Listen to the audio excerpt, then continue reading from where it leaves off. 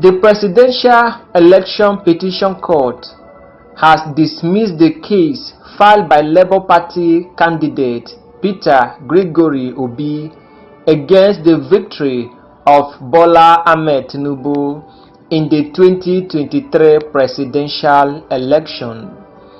In a 5-hour marathon reading of the panel's ruling on the substantive case filed by the defeated Labour Party candidate, Justice Haruna Samani said the case lacked material facts and unmeritorious.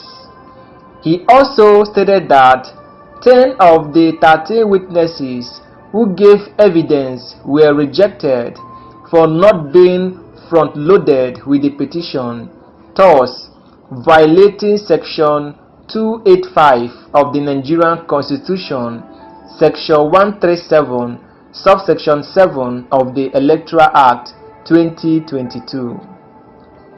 The law specifically states all evidence accompanying a petition must be filed within 21 days. Justice Samani said by virtue of Section 285 of the Nigerian Constitution, Section 137, Subsection 7 of the Electoral Act 2022, and other provisions, every witness statement on oath must be filed along with the petition. He further stated that, based on the Supreme Court authority, once the 21 days window for filing an election petition lapses, the content of the petition cannot be amended.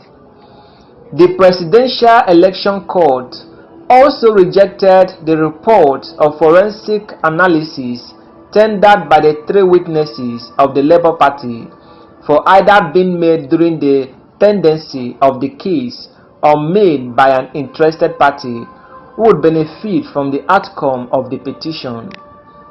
The court rejected the European Union report on the 25th February presidential election on the ground that they were not tendered by an official of the body which is the author and has the custody of the document.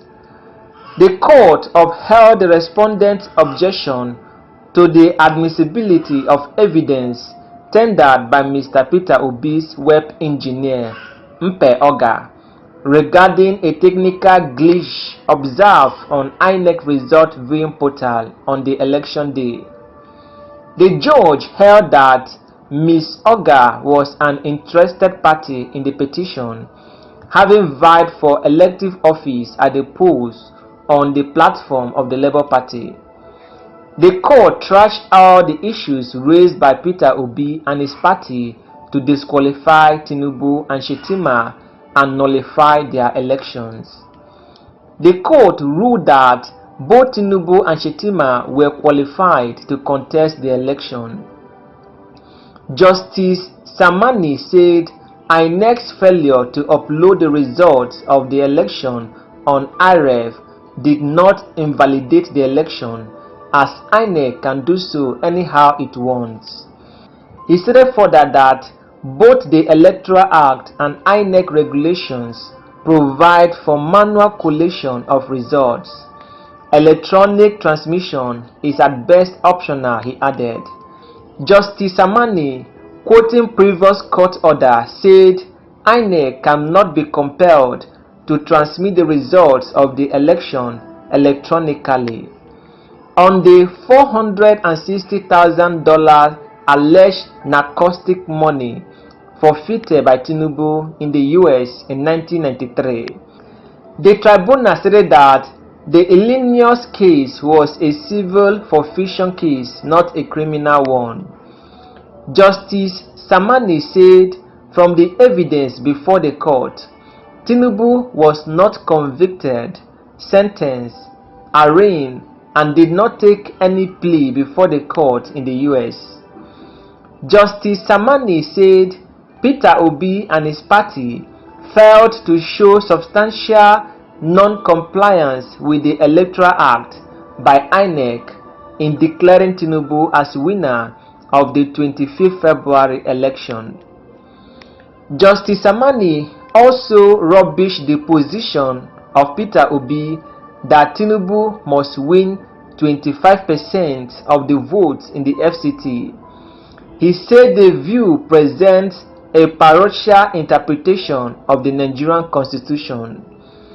Some silent issues trashed by Justice Amani include allegation of double nomination against Vice President Kashim Shettima was false. Mr. Tinubu was qualified to contest the 25th February election. 10 out of 13 witnesses of Peter Obi not competent to testify as they were not front-loaded in compliance with the law. EU reports on the outcome of the 2023 election inadmissible. It needed to be tendered by EU, the author of the document. The report tendered by Mr. Peter Obi's expert witnesses is useless. The US court forfeiture of Tinubu's $460,000 does not disqualify him from running for presidency. Failure of INEC to upload the copies of the polling unit results to IREV real-time does not invalidate the election. INEC is not bound to transmit election results electronically. No evidence to show that INEC deliberately refused to upload copies of polling unit results to IREV to manipulate it. Peter Obi fails to prove the allegation that INEC failed to comply with the Electoral Act in the conduct of the election. No solid evidence to back allegations of suppression of votes, wrong computation of results, manipulation of results, and inflation of results and corrupt practices. Insistence that Tinubu must win 25% of votes in the FCT is parochial interpretation of Section 134, subsection 3 of the Nigerian Constitution and also fallacious. The Presidential Election Petition Tribunal sitting in Abuja has dismissed the petition alleging that the requirement for presidential candidates to be declared winners of the election is that they must secure 25% of vote cast in the Federal Capital Territory (FCT). According to report from our reliable source, Tribunal Chairman Justice Haruna Simon Samani said in a ruling on Wednesday, September 6, 2023, that there is no special status attached to the FCT and that it is equal to every other state in Nigeria. The ruling was made in response to a petition filed by the Labour Party and its presidential candidate Peter Obi, who challenged the election of President Bola Ahmed Tinubu. Peter Obi had argued that Tinubu should be disqualified from being president because he did not win 25% of the vote cast in the FCT.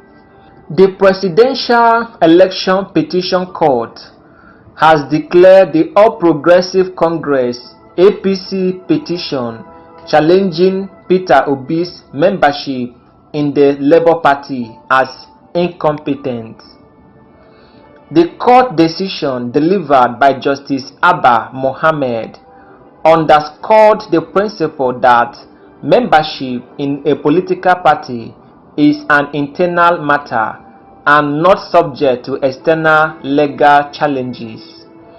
The case in question had revolved around APC challenge to Peter Obi's purported membership in the Labour Party, a matter that had generated considerable attention in political circles. Justice Abba Mohammed, in delivering the ruling, emphasized the importance of recognizing the internal affairs of political parties. He asserted that disputes over party memberships and affiliations should be addressed through the party's internal mechanism and not through the court. The decision to declare the petition incompetent served as a significant legal precedent, affirming the autonomy of political parties in managing their internal affairs. It reiterates the principle that the judiciary should refrain from interfering in matters that fall within the purview of political parties, organizational structures, and so on and so forth. While this ruling represents a resolution to the specific case brought by APC, its implications extend beyond this particular dispute. It reinforces the boundaries between legal jurisdiction and political party governance, which can have implications to similar cases in the future. As Nigeria's political landscape continues to evolve, legal rulings like this one shape the contours of relationship between political parties and the judiciary. This decision underscores the need for parties to address internal matters internally, leaving the court to adjudicate on issues within their legal purviews, he stated.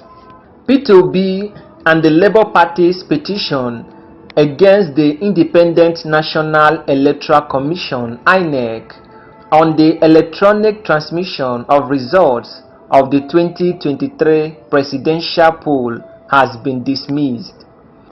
According to the tribunal, no law says INEC must mandatorily transfer or electronically transmit the election results from the polling unit.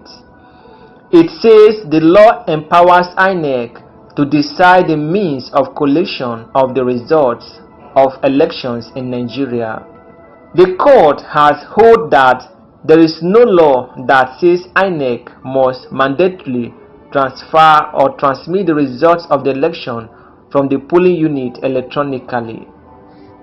The court finally concluded that Tinubu is the right president of Nigeria and that all allegations forwarded before the court concerning him has been dismissed. Tinubu will continue to rule Nigeria as the President of the Federal Republic of Nigeria. The court finally dismissed the case.